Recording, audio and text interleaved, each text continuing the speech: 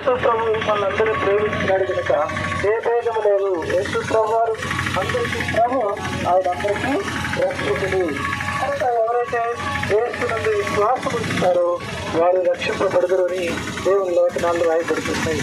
కనుక వ్యాధితో ఉన్నావా, నెమ్మది లేకున్నావా, బైబిల్లో మరి అనేక మందికి దేవుడు సహాయం చేస్తాడు.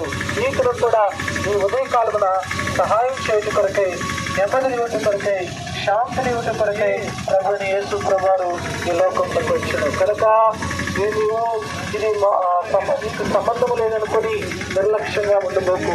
దేవుడు నీకు బాగు చేయటం కొరకై, నీకు వెలుగుని ఇవ్వటం కొరకై, రక్షణ ఇవ్వటం కొరకై ప్రభుని యేసు ప్రభువారు ఈ లోకంలోకి వచ్చాను.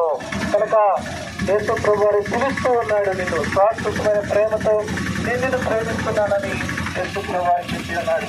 కనుక ప్రభునందు గ్రామంలో ఉన్న ప్రజలారా, వ్యాపారస్తులారా, ఆ యొక్క పనులు చేసుకుంటున్న వారులారా, యేసు ప్రభు నీ కొరకై ఆయన కలవరుస్తున్న ప్రాణం అర్పిస్తున్నాడు, నీ కొరకు బలియాగమైనాడు. కనుక ఎవరైతే యేసు నందు